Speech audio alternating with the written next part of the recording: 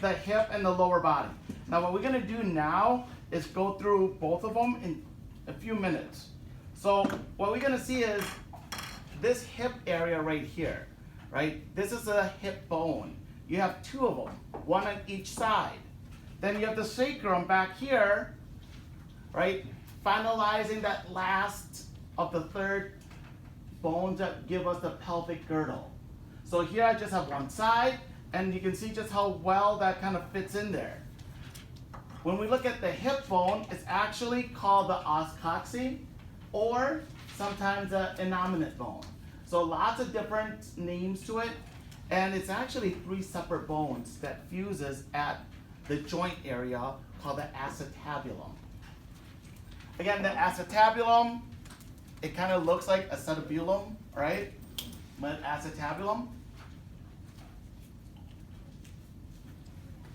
that's the joint where the head of the femur goes into, giving us a very stable hip joint.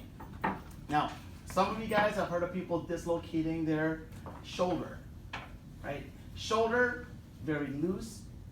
We want more mobility, less stability. Now, obviously, we always want stability, but it always comes at a cost. The more stable a joint is, the less movement we're gonna see. Here, we want more stability. That's why you see such a huge concave area here for the acetabulum. And then the head of femur goes right in there almost perfectly. Now what else do we see at the acetabulum? The top triangular area here, that big old area is formed by the ilium.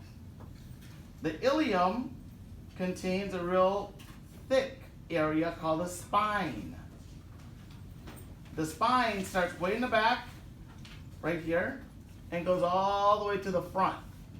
It's like the spine of the scapula. So the spine of the ilium and spine of the scapula are very analogous. Now what else do we notice is that the spine of the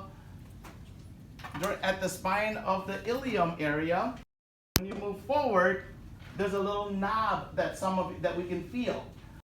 You can actually see it in them because they're so thin, but we can feel it. This is called the anterior superior iliac spine. This area over here, anterior superior iliac spine. All right, that's a real tough knobby area. Lots of muscle attachments start here, as well as for males, the inguinal ligament starts here. Now, if we look on the inside, you can see kind of a depression here. This is very similar to what we see in the subscapular area of the fossa, of the scapula. This area is called the iliac fossa. Again, spine, iliac fossa, anterior superior iliac spine. As we go down a little bit, then you see the acetabulum. Now we're going to look at the back. The back area right here, you see a huge notch. This is called the greater sciatic notch. This notch is where the largest nerve in our body, the sciatic nerve, exits and runs down the back of our femur. So here's a greater sciatic notch over here. And as we hit the end of the greater sciatic notch, we'll notice that there's a little bit of a spike area right here. Right? This area that kind of comes to a point is called the ischial spine. And the ischial spine is going to be the area that kind of separates the greater sciatic notch from a much smaller, lesser sciatic notch underneath it. The ischial spine is also where we see the next bone start, which is the ischium. Again, three separate bones that then eventually fuses together. Right? We talked about the ilium, superior is very large. Then the ischium starts about here and then comes all the way down. Contains the ischial spine, helps form the middle third of our acetabulum, and then you have this real thick area right here. Thick, roughened area. What do we ever say about thick, roughened area? You're gonna have some muscles attached there. Now you're gonna have some very strong muscles.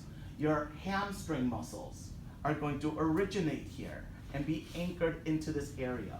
Every now and then you will hear people kind of ripping the hamstring at the actual origin point, and that requires a massive surgery to reattach it. So here's the ischial tuberosity. As we move further down, you have what's called the ischial ramus. Again, the ischial ramus is just the part of the ischium that moves to the front and is a thinner, slighter area right here. The ischial ramus. The last bone actually is formed over here, and it is called the pubic bone. And it's the smallest of the three bones. The pubic bone forms like the middle third, the medial third right here of your acetabulum. And then it goes to the front. This turns it into the superior ramus of the pubic bone. This is the body of the pubic bone over here. And then coming down, just this little area, right? Just this little area will be the inferior ramus of the pubic bone. Now, the inferior ramus of the pubic bone will fuse with the ramus of the ischium. So what usually, if I tag it, if I have it very close to where the ischium is, I want the ischial ramus. If I have it really close to the pubic bone, then it'll be the inferior ramus of the pubic bone. Again, the opening here then is called the obturator foramen.